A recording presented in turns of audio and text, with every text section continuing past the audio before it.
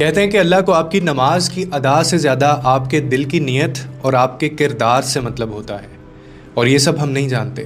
تباہی ہے اس نمازی کے لیے جو سجدے میں تو جھکتا ہے مگر اس کا رویہ انسانوں کے ساتھ ظالمانہ ہوتا ہے، جو نماز صرف لوگوں کو دکھانے کے لیے پڑھتا ہے لیکن روزمرہ کے معاملات میں جھوٹ بولتا ہے، دھوکہ دیتا ہے، انصاف نہیں کرتا، زبان سے زہر اگلتا ہے۔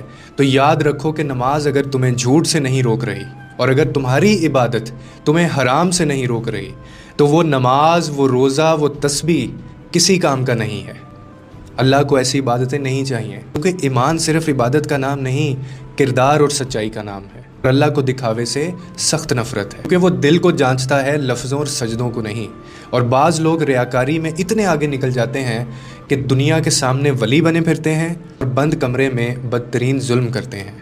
عبادت کا مقصد صرف رکوع و سجود نہیں ہوتا، دل کا جھکنا، نفس کا ٹوٹنا اور انسانوں سے حسن سلوک سے پیش آنا، عبادت کا اصل مقصد یہ ہے۔ ایسی نماز جس کے بعد زبان دوسروں کی عزت اچھالے، دل میں بغض ہو اور ہاتھ دوسروں پر اٹھیں، ایسی نماز کا کوئی فائدہ نہیں، اور نہ ہی ایسے سجدے رب کی بارگاہ میں قبول ہوں گے۔